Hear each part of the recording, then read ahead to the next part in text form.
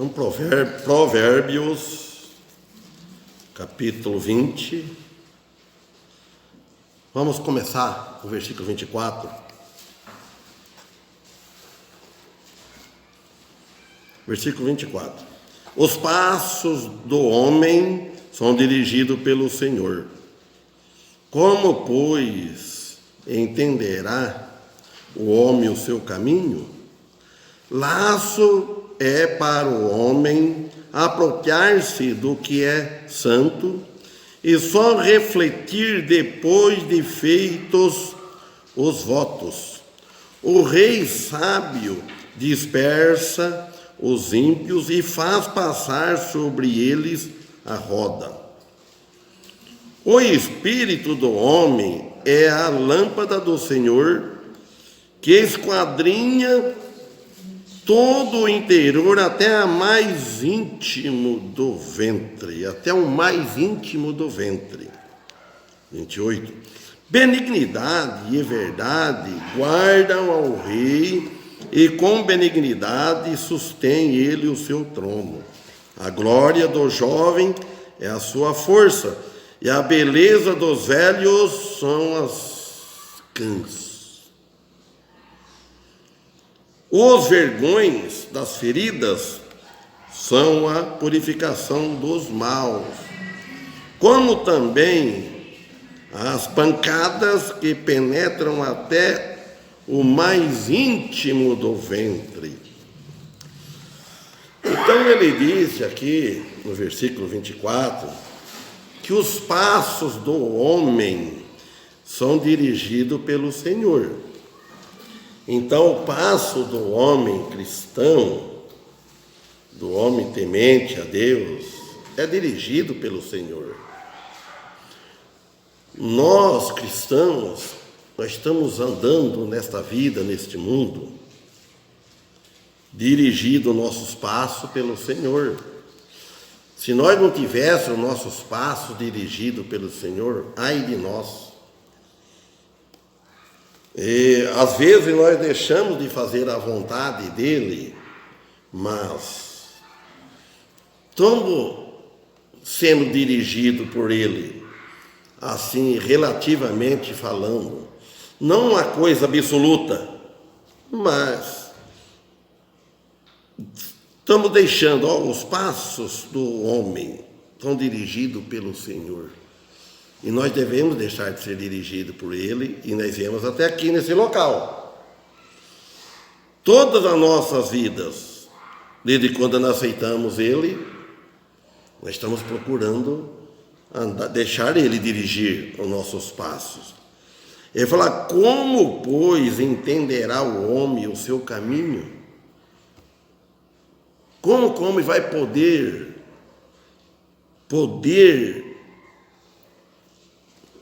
entenderá? Como que nós vamos entender o seu caminho? Como que nós vamos entender o caminho de Deus se estiver fora do caminho dele? Como que nós vamos conhecer um caminho se nós não estamos passando por ele? Se nós estamos desviando do caminho de Deus, então nós não vamos entender. Para nós entender o caminho de Deus, nós temos que estar dentro do caminho dele, sendo governado por ele. Aí nós vamos entender. Talvez quando nós chega lá na frente, nós entendemos o caminho. Nós não entendemos lá na frente, nós entendemos de acordo com que nós vamos caminhando. Aí nós vamos entendendo as maravilhas do Senhor, o que Ele tem feito nas nossas vidas. Nós estamos no caminho. Depois que eu entrei no caminho do Senhor, tomei essa direção, eu estou entendendo o caminho dele, eu estou entendendo qual é a vontade dele, e eu entendo também quando eu desagrado ele. Nós entendemos quando nós desagradamos ele, estamos fora do caminho. Aí ele fala: laço é para o homem apropriar-se do que é santo. Laço, a coisa que laça o homem para apropriar-se do que é santo. Nós temos que deixar cair no laço de Deus. Quantas vezes primeiro eu lacei reis na mangueira, vaca, laçava ela e trazia lá no palanque para mim poder tirar leite dela, amansar ela. Então nós devemos ser amansados pelo Senhor. Laço é para o homem apropriar-se do que é santo. Nós devemos estar amarrados no Senhor, laçados no laço do Senhor, para apropriar, se tomar posse do que é santo, de ser separado das coisas malignas do mundo. E só refletir depois de feito os votos.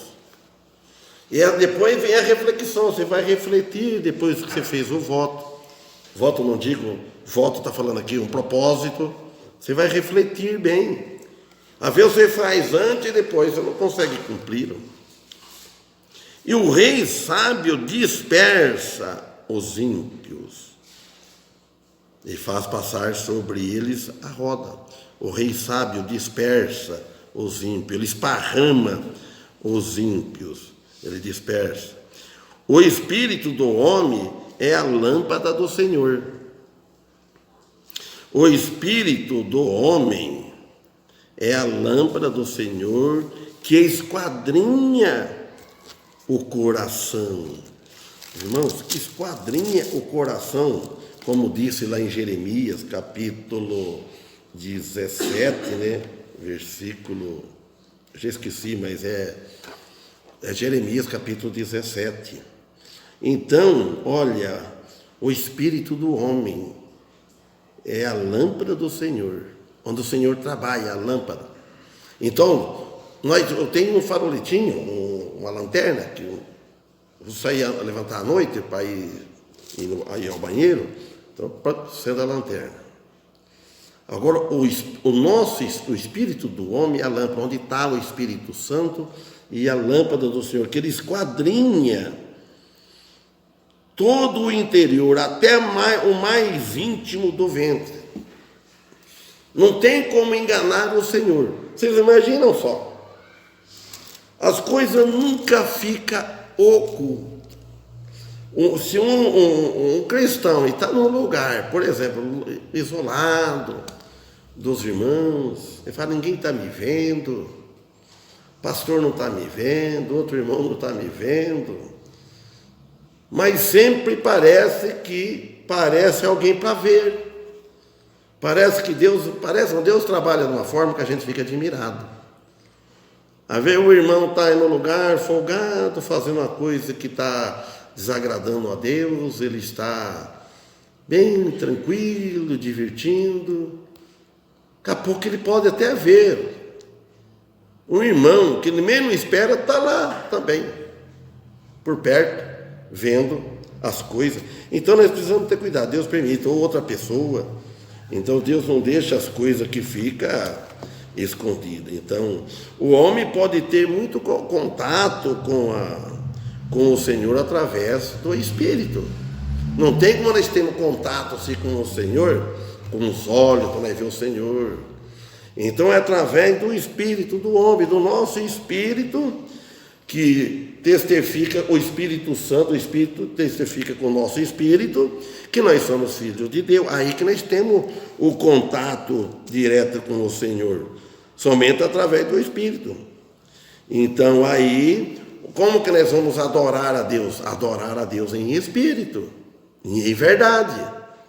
Então, quer dizer, o adorar em espírito é a verdade. Então, quem tem a verdadeira fé. Então ele fala, misericórdia e verdade guarda o rei, e com a benignidade ele sustenta o seu trono. Ó, misericórdia, vamos pegar assim, entender assim, a misericórdia de Deus, a bondade de Deus guarda o rei. O rei, com sua benignidade, ele sustenta o seu trono. O trono do rei, a cadeira do rei, daquele que governa, então ele está lá que Deus colocou. Então a misericórdia de Deus e a verdade, se ele tiver refletindo a verdade, e dentro da verdade de Deus, então ele vai guardar o seu trono, e vai sustentar ele no seu trono. Olha para ver bem, depois vai, e a glória dos jovens, aqui já é outro assunto, a glória dos jovens é a sua força, a glória do jovem é a sua energia, a sua beleza, o seu vigor, a glória do jovem. Olha a do velho, e a formosura dos velhos está em suas crãs, em seus cabelos brancos. A formosura do homem, ele tem experiência, ele já viveu. Uns viveu, eu já passei dos 60 anos, um jovem está aí 25 anos, então ele tem todo o vigor, 30 anos, outros 80 anos, outros 70, é assim, aí ele já está mostrando que ele já tem bastante janeiro, ele já viveu bastante, ainda bem ainda que ele, quando tem Jesus Cristo na vida, quando ele tem a lâmpada do Senhor dentro, iluminando os caminhos onde ele vai andar. Então a verdade é que a glória tanto dos jovens como dos anciãos, ela deve ser o conhecimento da palavra de Deus. Junta tanto do jovem, a glória do jovem, a força do jovem, e a do ancião, uma pessoa idosa, isso falando dos cristãos. O conhecimento é da palavra de Deus. E a força? Porque a força nossa, o nosso vigor, esvanece, ela vai ficando fraca, ela vai perdendo as forças. E os cabelos vão ficando brancos. Logo, o que acontece depois? Que vem próximo? A morte, morre. Mas a palavra de Deus permanece para sempre. Nós não permanecemos para sempre, ninguém fica para semente. A palavra de Deus, ela não morre. Quantos já morreram?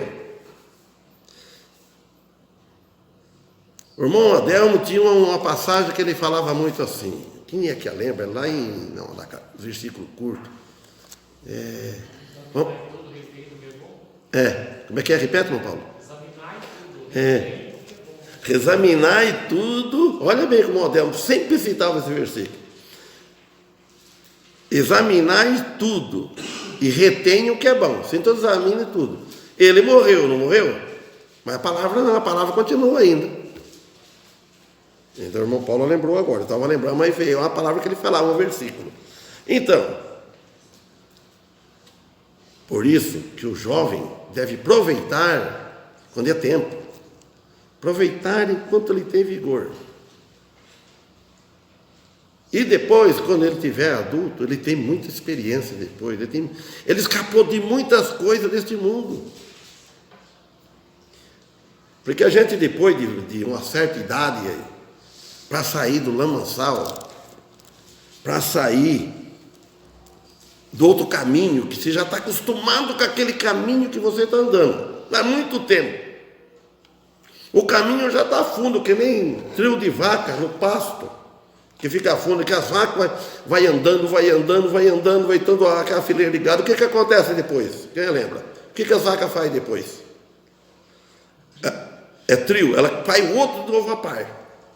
Já prestaram atenção nisso? Quem mexeu com gado sabe disso. Mas você não deve saber também. Tem vez que tem 3, tem 4 vias, mas vai ficando velha, que ela vai andando. Então, e a gente, no caminho velho, está acostumado, está afundando aquele caminho. Daqui a pouco você faz outro caminho. Mas é a parte com aquele. Do mesmo sentido. Vai tudo no mesmo lugar. Então, e agora, quando passa para o caminho do Senhor, aí é diferente. Mas dá trabalho. Quem está acostumado com o caminho do mundo, é difícil para ele adaptar no caminho do Senhor. É muito difícil. Você vê que muitos cristãos saem de lá, muitas pessoas saem daquele caminho e vêm para o caminho do Senhor. Ele vai no pé, alguns vai até na metade, e outro nem na metade. Chega e depois ele volta. Vou pegar aquela metade. E volta para aquele caminho. Não, deve pegar esse caminho, vou até o fim. Vou ficar com as crãs, meu cabelo branco até a morte. E deixa depois. E o 30 fala, as feridas que sangram são para purificação. E as chagas que penetram ao mais íntimo do ventre. Então as feridas, quando é de primeira também, tudo isso a gente tem experiências, irmão. Nós temos disso. Ficava com as feridas grandes. Hoje fala um nome, que também falava cabeça de prego. Não sei se meus irmãos. Hoje tem outro nome que eles falam. Mas eles falavam, ficava grande. Furava, vazava. Eu falo assim, cabeça de prego. Então, ele fala cabeça de prego. O nome hoje é clássico, é outro, né? Furunco. Então a gente passava, exprimia, saía. Então passará. Aqui ele fala, as feridas que sangram são para a purificação da maldade. Aqui é outro caso. Para a purificação da maldade. Então vai acontecer uma ferida na sua alma, porque não é fácil para você receber a purificação. Você quer purificar na boa, vai ter que sofrer perda. Vai ter que ter uma purificação. O caminho de Deus é santo, ele é bom. Mas tem que ter algo. Então, quando aceita Jesus, você sabe que vem as feridas. Ela começa a sangrar. E são para a purificação da maldade. Vai tirando tudo a maldade. Vai despindo. E as chagas que penetram ao mais íntimo do ventre. Então ele está falando da correção do Senhor. A correção do Senhor. O Senhor ele corrige de vários jeitos. Quando nós erramos, nós sabemos. Quando você está fora do caminho, você vai acontecer qualquer acidente naquele caminho. Deus vai permitir. E nós nunca devemos achar. Por isso, se você está abusando de Deus, está no caminho errado. Daqui a pouco vem alguém te dá uma pancada. Poxa, ou até mais. Você pense bem. Ainda bem que não matou. Deus não. E pois, é Deus que está permitindo, é Deus que está. Deus não vai vir um espírito do céu, um anjo, né? Deus vai ter um trabalho diferente, ele vai usar homens.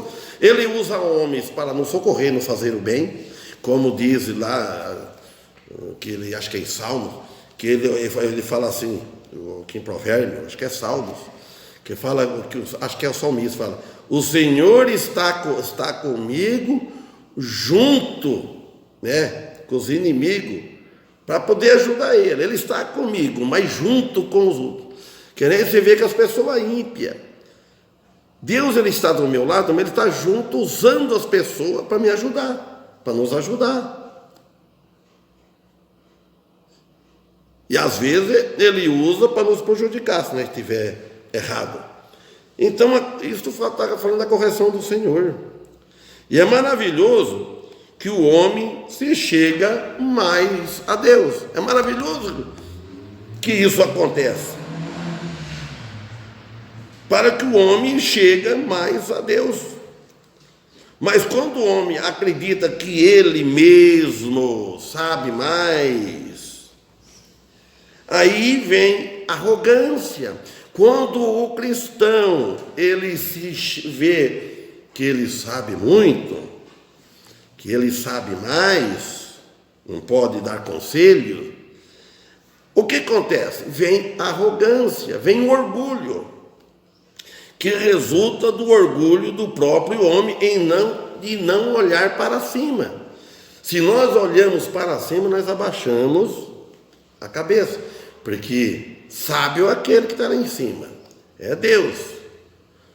Porque a sabedoria vem do alto, o orgulho vem da terra, é de baixo, é deste mundo o orgulho. O orgulho não vem de cima. De cima vem tudo, a humildade, vem a sabedoria, vem a mansidão. Tudo que nós espera do alto de nosso Senhor Jesus Cristo, que pagou nossos pecados, e Deus está nos abençoando. Agora, e orgulho não. Orgulho vem da terra, é do maligno. Vem dos bens, vem da posse que nós temos. Vem da sabedoria animal, sabedoria humana. Muitas pessoas não aceitam uma correção. Ele já exalta na hora. Por quê? Ele não está olhando para cima. Quando todo o restante não funcionar, nós devemos ler mais a Bíblia, procurar mais as instruções que ela dá, meditar nelas, que traz uma série de benefícios espirituais para nós cristãos.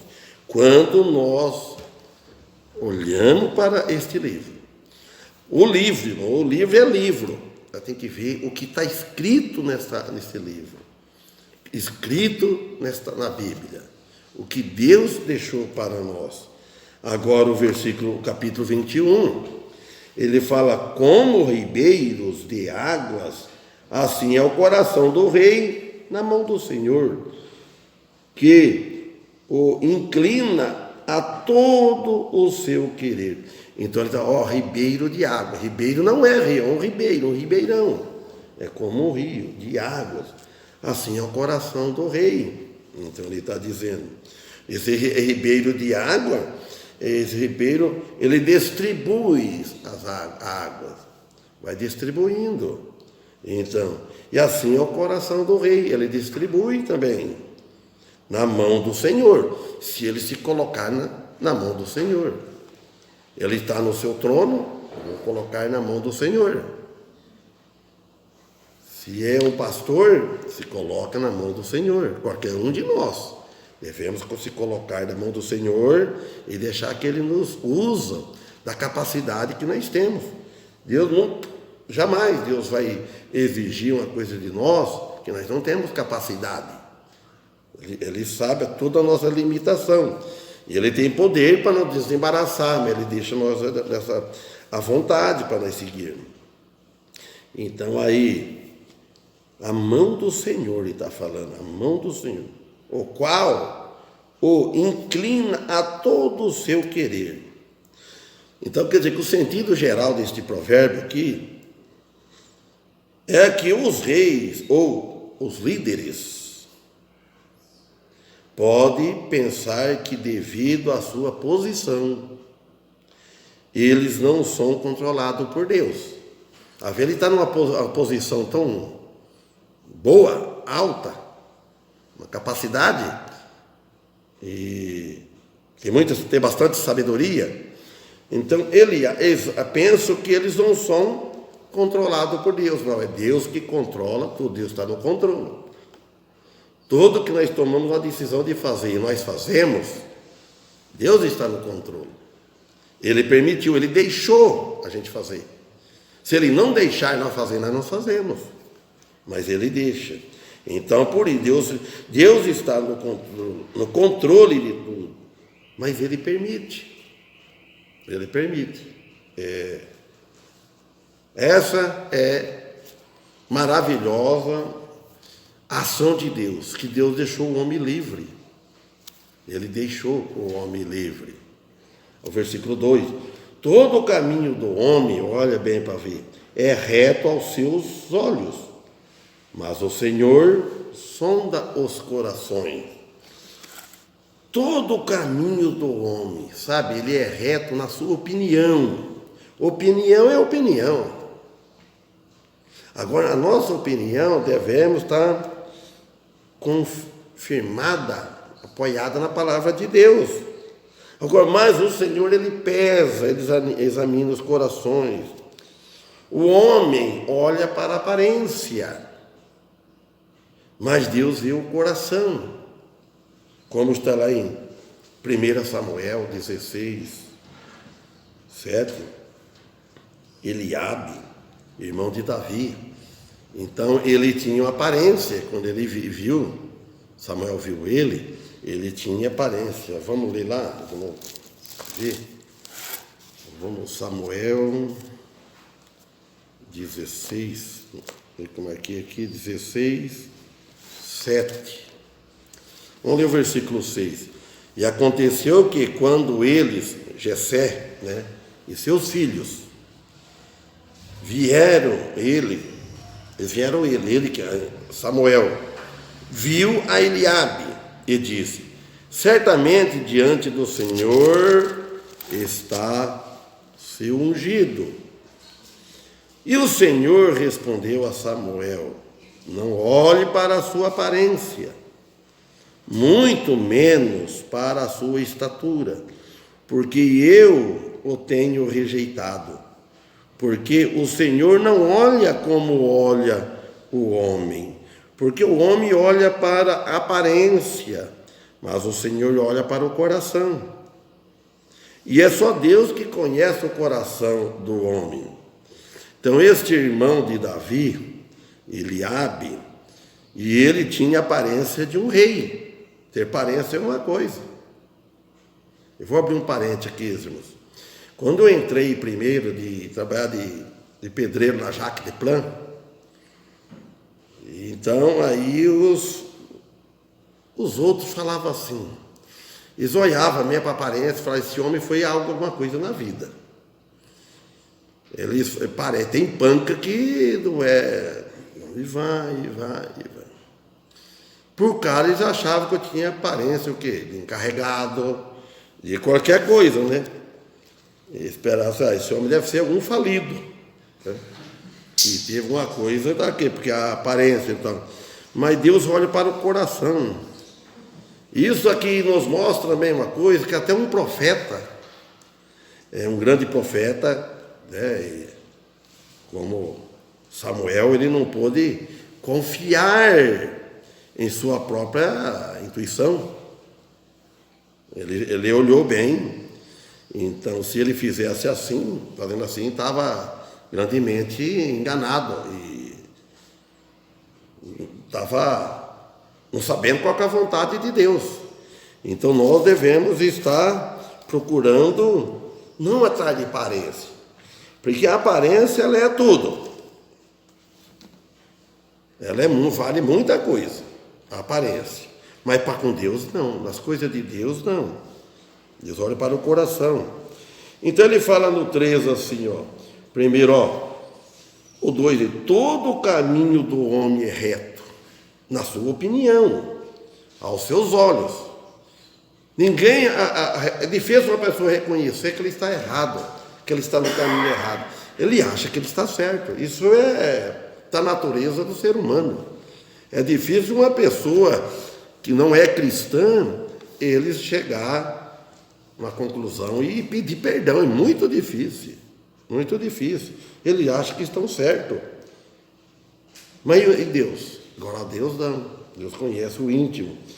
O 3, fazer justiça e juízo é mais aceitável ao Senhor do que sacrifício. Olha aqui o sacrifício. Fazer justiça e juízo. Quer dizer, você faz justiça e julgamento, e julga.